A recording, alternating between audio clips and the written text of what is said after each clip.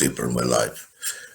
Folks, this is a quick post breaking all the rules of everything I teach people in media coaching, because this is more of a stream of consciousness than delivering bullet points, as I like to teach people that they must do when they're presenting information. But there are 4 points I want to make.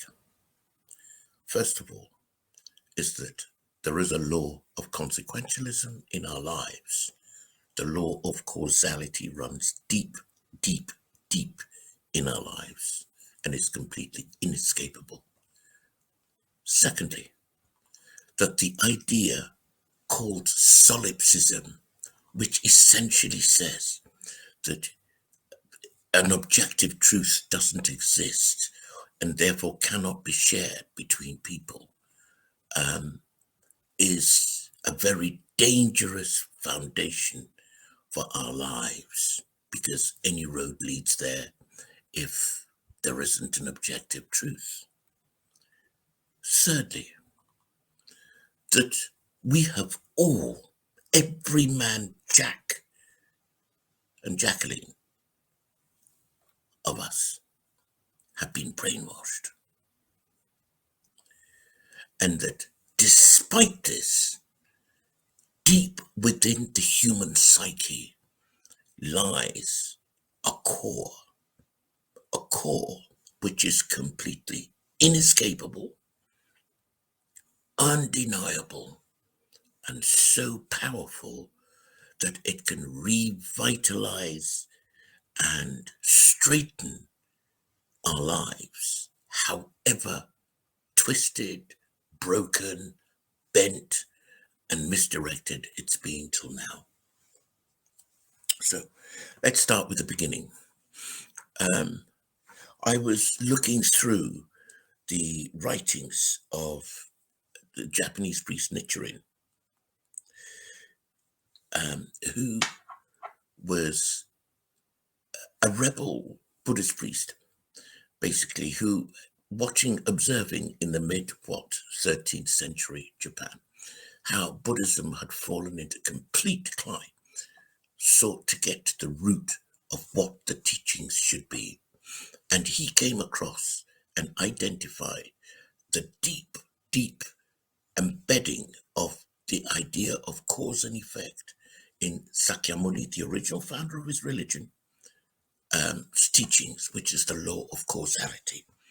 And he talked of it thus: listen, awakening from my intoxicated state of slander, I felt like a drunken son who, on becoming sober, laments at having delighted in striking his parents. He regrets it bitterly, but to no avail. His offense is extremely difficult to erase. Even more so are the past slanders of the correct teaching that stain the depths of one's heart. A sutra states that both the crow's blackness and the heron's whiteness are actually the deep stains of their past karma. That's not some kind of crazy racist trope. It's not at all. It's just using a natural image to illustrate the fact that when we as human beings create causes through our thoughts, our words, and our actions, they have profound consequences. Now, in the West, as part of this trend towards postmodernism, increasingly, we almost live in a world in which anything goes. That it's a question of what you like, not what is value creative, what you prefer, not what is true. And with that has grown up this whole notion of fake news and so on. And I think anybody who is over 30 will tell you that in the realm of politics, morality has completely declined. I mean, I look at the situation here in the United Kingdom, and we have a leader who broke so many of his own rules that In a previous life, it would have been a matter for him falling on his sword. There would be no questions asked. But of course, today, in the postmodern world, in which the idea of good isn't so clear because it's decided by who good looks like about what, still clinging to his position, and he may well survive, but it's all in the lap of the gods because there is no objective correctness or truth or whatever except what the media enforces. And this brings me back to my third point, which is that if we have all been put in a mental space in which in which what is true is the last thing that was trailed out by the mass media or the mainstream media, then we can be led any which way whoever controls that media wants us to be led. Let me cut to something called Operation Paperclip. Operation Paperclip was a scheme by which, having overcome the Axis forces and Germany having surrendered in World War II, it was discovered by the Russians and the West that the Germans were very technologically advanced by cutting corners and doing research which was medically completely unethical. Some of that research involved the workings of the human mind, and they did some pretty despicable experiments on people to see how they could conform a mind to a mindset which suited whoever was doing that so-called brainwashing. And some of these people were brought over to America to continue with the project under that kind of research under Operation what was called Paperclip. Now, there was a series of experiments called MK Ultra. And MK Ultra, which is now more or less kind of in the public domain, if you Google M for mother, K for kilo, and then the next word is ultra. Yeah, MK Ultra. You'll see that these were a series of secret experiments done to see how human minds could be changed or how human minds could be reprogrammed. And the basic outcome of MK Ultra, as spoken by surviving whistleblowers who went through the MK Ultra program, was that when the human mind is deeply traumatized, deeply traumatized, and the people who whistleblew about MK Ultra actually said that they witnessed, sometimes performed acts of murder, that they had to do absolutely despicable, disgusting things. Many were recruited because they already came from deeply traumatized backgrounds, involving families with incests, child sexual abuse, and that. I mean, the stuff that it's too early to even mention these things. Totally horrific experiments. And then once you put the human mind under that kind of pressure, what was learned is that the mind protects itself by fracturing, and the traumatic experiences are held in discrete boxes and they are locked away so that you can function in your daily life. However, at the same time, kind of on a deeper, more subconscious level, it releases streams of the mind which are usually not accessed by the individual, which gives them almost superhuman powers, powers of near total and perfect recall. Like these people can recall streams of numbers, which, I mean, literally, you'd need a camera to snap that, that string of numbers to take a picture, but that it would be typically beyond the ability of the average human being to memorize those things. It was discovered also that the people who had been MK ultra'd would, at a certain level in their lives, be able to function through pain that would make the average person just fade away. So that, for example, if they were in a situation of military conflict, and if they were in the special forces, if they'd been shot, they would be able to run on, in a situation in which the average person would just fall over and give up and die.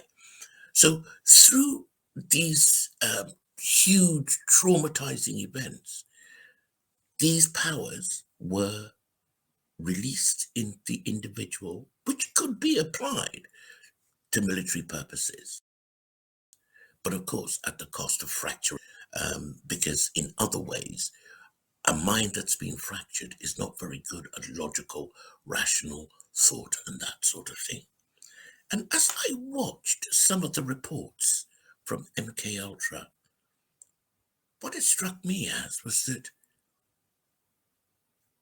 of course, these were extreme examples of the trauma, but on a low-level basis, all of us have been put through this kind of traumatizing. Most important thing about trauma is you put the human being in fear. Fear of pain, fear of loss, fear of the potential loss of their lives, fear of whatever it is that is a risk to them. And once that fear has been made so profound, you start to fracture and disintegrate the mind of the individual.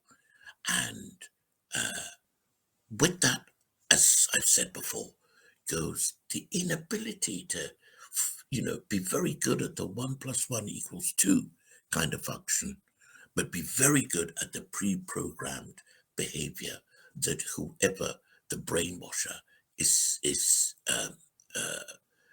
wants can be produced by the brainwashee, the person who's been brainwashed. Now, curiously, one of the biggest defenses of a person who is traumatizing another is that to protect themselves, the human being doesn't want to go there. They don't want to go back and recall the situation, what caused them all that trauma, prefer to get it locked away, shut away, and tightly. And I look at that, and it reminds me so much of the way the entire globe behaves when it comes to the matter of racism. Because those who have the privilege to be considered racially superior don't want to go back to the things that were done to those who were considered racially inferior. They can't face it.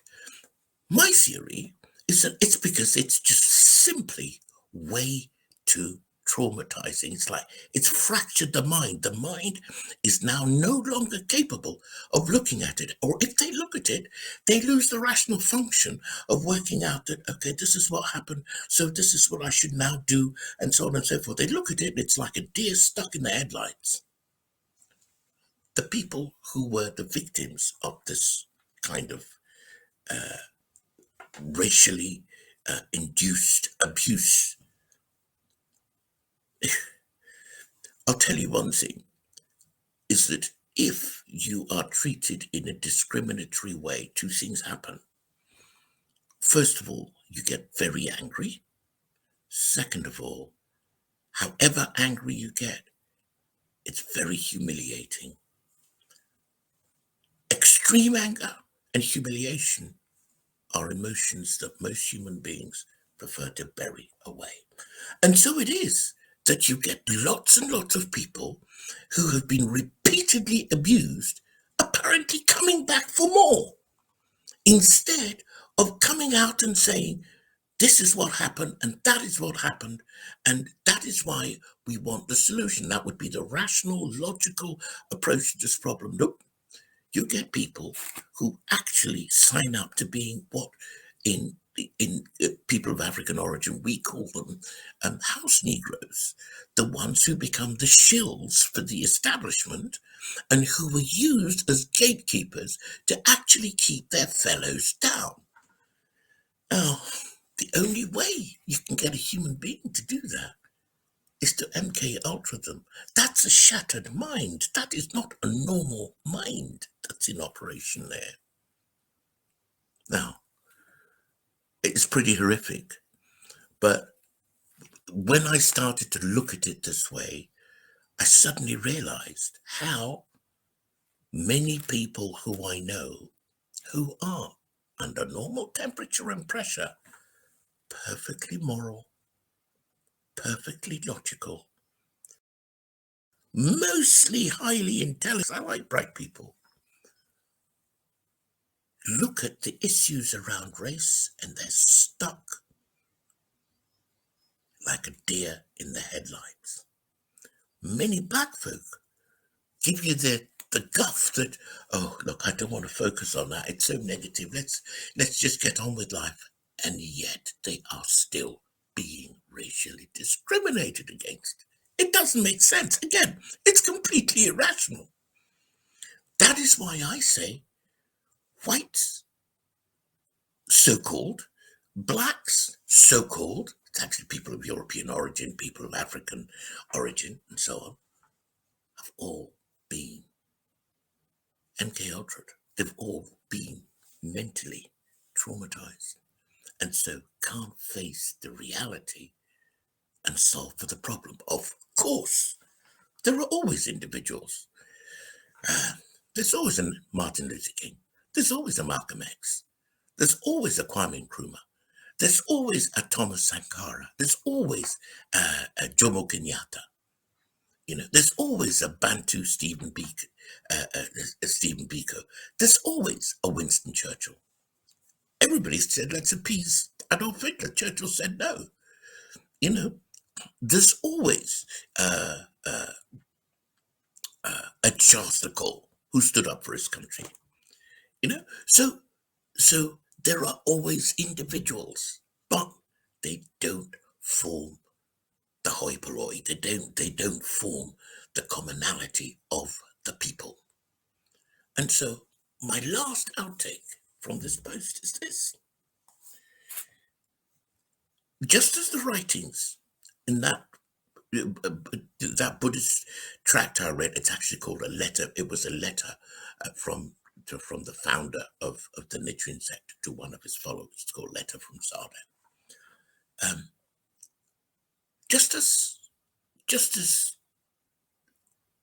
that a tract said, however deep the causes that have been formed and however much they stain our lives, there is another thing in there called the soul, called the self, the true self, the universal identity.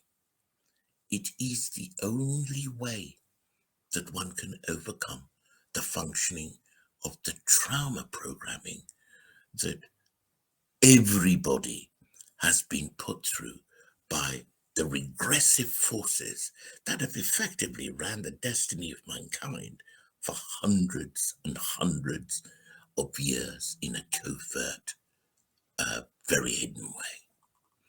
So this is where you have to go. By the way, you won't find it on Instagram. You won't find it anywhere outside of yourself. The problem is we've all become experts in our environment. We can analyze it, kind of upside down, mirror image, back to front, whichever way. But we are complete innocence of who we are. And that is what this post really is about. The only way we can overcome the lies that we've been fed is to go back inside. And despite what the solipsism of modern days, the postmodernist idea that, oh, there is no objective truth, there is an objective truth. Once you recognize this objective truth in your life, you understand consequentialism and you understand a natural based morality. And you will discover that this morality says, first, do no harm. You cannot do harm to somebody, however much that harm advances your life. But if we skip the step of understanding who we are, we wind up in a rather daft situation. I'm guilty of, I'm very interested in extraterrestrial life. I'm very interested in astronomy. But here you are, genus Homo sapiens. You can't live with the guy from the next continent, and yet you're wanting to G with the Pleiadians and the Lyrans and the Andromedans and the people from Zeta Reticula and so on and so forth. What's the meaning of that? Are you mad?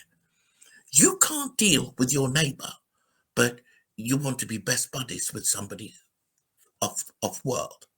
It's a lot like those people who, unable to deal with humanity, wind up making their pets their best friends. I'm not saying the pet cannot be a best friend, but not in replacement of your own species. So that's what I'm going to suggest today. I hope it's a positive gesture. We've all been traumatized, and the only way to overcome that traumatization is to look within. Thanks so much for joining me.